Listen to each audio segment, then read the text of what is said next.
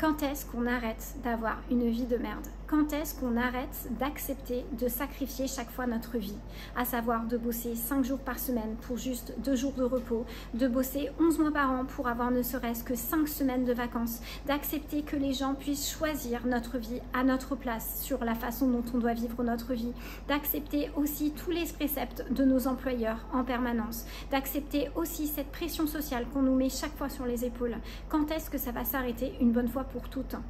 Alors moi personnellement, il m'a fallu 22 ans pour le réaliser parce que sur tout ce cursus éducatif que j'ai pu avoir, les études, etc., je me suis rendu compte que j'étais pas en accord avec moi-même. Mais à la fin, quand j'ai arrêté le droit, je me suis rendu compte qu'il y avait un autre monde, il y avait d'autres possibilités. Il y avait des gens qui devenaient indépendants, il y a des gens qui m'ont montré une autre façon de vivre. Je me rends compte que j'ai jamais été conditionnée à ce qu'on me dise « T'inquiète, ta vie elle va être facile, elle va être cool, tu vas kiffer, tu vas être super heureux ». Jamais on vous dit ça, jamais on vous dit ça dans la vie. Au lieu de ça, moi on m'a toujours dit que la vie c'était un sacrifice. Le sacrifice au niveau des études, tu vas voir, tu vas en chier, ça va être super compliqué, tout, machin. Tu verras quand tu vas travailler, ça va être dur, tu vas pas forcément faire des choses qui vont te faire plaisir dans la vie. Dans la vie, on décide pas de son existence. Il va falloir que tu travailles 40 ans par an pour avoir ta maudite retraite en fin de vie où en gros tu vas être malade et en fait tu n'auras pas du tout profité. En fait, on m'a toujours dit ça. On m'a toujours dit que la vie c'était dur en fait, que c'était pas le méga kiff et qu'en gros faut rentrer dans le rang, ni plus ni moins. Mais perso, moi je pense que l'humain, il n'est pas fait pour être malheureux contrairement à ce qu'on nous fait croire. Mais c'est dingue quand même de se dire qu'on nous fait toujours croire que l'humain, par sa nature, c'est normal qu'il soit malheureux. Mais d'où vient cette idée de merde en fait, concrètement? Et puis alors le plus dingue dans l'histoire, c'est que quand tu commences vraiment à être heureux, t'as toujours quelqu'un en fait qui va avoir quelque chose à dire en disant non, sur le tout là tu commences à être heureux, t'as pas le droit d'être heureux en fait. Vu qu'il y a des gens qui sont malheureux, ce serait pas juste qu'en fait toi tu sois trop heureux à côté. Et c'est dingue parce qu'en fait on se rend compte qu'il y a des gens, ils ont tellement des vies de merde qu'en fait ils ne supportent pas que tu puisses être heureux. Et alors le pire, c'est qu'en gros on te conditionne dès l'école. Déjà quand tu arrives en maternelle, on va dire que c'est un peu ta cour de récré parce que voilà, tu fais de la peinture, tu fais des choses un peu créatives. Mais souvent c'est un peu comme si tu pressentais que c'était les meilleurs moments de ta vie la maternelle parce qu'à partir du moment où tu vas rentrer dans l'école primaire, ça va pas du tout être pareil. Là à ce moment-là, pendant 15 ans de ta vie, tu vas être formaté. Donc en gros, on va t'apprendre à rentrer dans des normes, mais pire que ça, en plus tu vas être catalogué par rapport à des barèmes. En fait, tu vas être évalué entre 0 et 20 dans ta vie et en gros, tu vas savoir si tu vas rater ta vie ou pas à partir des notes. Et c'est dingue quand même quand tu y penses parce que tu te rends compte que dès l'école primaire, tu es mis en concurrence avec tes camarades qui en fait n'ont rien demandé. En gros, on t'établit des critères, tu sais même pas d'où ça sort. En gros, ça va même pas faire appel à ta personnalité, ta créativité, ton sens de l'humour, ta curiosité. Et en gros, toute ta vie va être conditionnée sur ce putain de barème. C'est-à-dire qu'en gros, tu vas avoir une putain de pression où on va te dire si tu as de mauvaises notes, si tu ne réponds pas aux conditions d'exigence de l'école, tu seras un raté. Et à ce moment-là, tu passeras à côté de ta vie. Mais c'est là qu'on se rend compte que c'est dingue parce que ça sous-entend que les professeurs, les gens vont décider eux si toi t'as réussi ta vie. C'est eux qui vont le décider, c'est même pas toi, c'est tes notes en fait qui vont forger la suite de ton existence. Puis c'est dingue parce qu'il y a plein de gens aujourd'hui qui sont frustrés ou on sent bien qu'ils sont passés à côté de leur vie, à côté de leurs rêves, qu'ils ont arrêté d'être un enfant et qui sont vieux depuis l'âge de 15 ans finalement. Ces gens-là, ils ont surtout pas envie que tu sois heureux, mais alors pas du tout. Donc à ce moment-là, on va te traiter de raté, de plouc, de moins que rien. Mais ce qui est dingue, c'est que ça peut toucher aussi toutes les personnes. Ça peut être aussi un ami, par exemple. Si un ami va te voir bien, peut-être qu'à un moment donné, il va se comparer par rapport à toi et il va vouloir quelque part te ramener dans son conditionnement à lui de limitation. Mais ça peut être aussi un parent, c'est la même chose. Des fois, on t'amène un petit peu à rester dans cette coupelle. Si par exemple, tu dis à tes parents ou quelqu'un de proche, voilà, moi, j'ai pas envie d'aller faire mes études de médecine et moi, en fait, j'ai juste envie d'être un éleveur de chèvres, bien sûr que tes parents à un moment donné ils vont te recadrer, ils vont dire mais non c'est pas bien machin. Et donc au final on t'empêche d'être heureux, on t'empêche en fait de t'écouter et de réfléchir par toi-même. C'est dingue quand on y pense. Et souvent le fait que ces personnes te rabaissent, ça leur permet elles d'accepter le conditionnement dans lequel elles se sont elles-mêmes emprisonnées. Et puis derrière tout ça, ça leur permet aussi d'accepter leur manque de courage. Quelque part c'est un peu lâche d'empêcher quelqu'un d'être heureux et de la ramener chaque fois dans une condition où la personne doit se limiter, etc.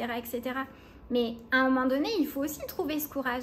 Ce courage de pouvoir dire non à l'école, de dire non à ses barèmes, de dire non en fait à cette structure de société qu'on nous a proposée. Et si toi, à un moment donné, tu avais envie d'autre chose, si toi, tu avais envie d'avoir une vie de kiffance, en quoi ce serait un problème? Puis ce qui est dingue, c'est que ces personnes qui souvent te donnent aussi un petit peu ces leçons de morale, regarde-les, est-ce que ces personnes sont vraiment heureuses? Bah souvent non, quand elles rentrent du boulot, elles sont crevées. Souvent, c'est des personnes qui râlent, c'est des personnes qui ont des cernes, qui sont toujours fatiguées.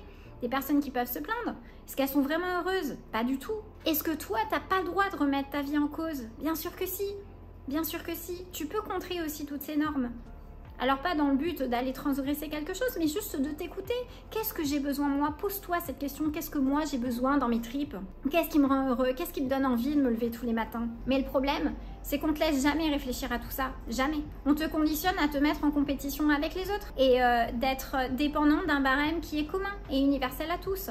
Alors évidemment, dans le cadre éducatif, si tu y arrives, bah tant mieux, tu feras partie des chanceux, tu feras partie des gens intelligents.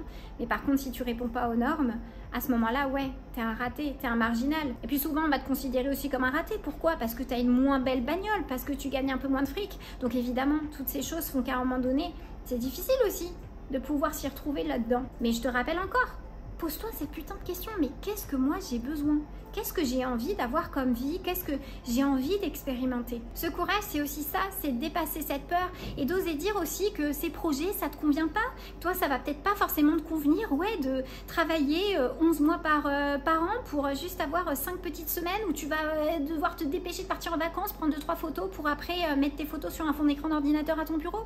Bah ouais, t'as le droit de dire non en fait. Il n'y a personne qui t'en empêche. Bien sûr que toi t'as cru en fait que oui, être malheureux c'était la norme, c'est quelque chose qui est standard, mais c'est complètement faux.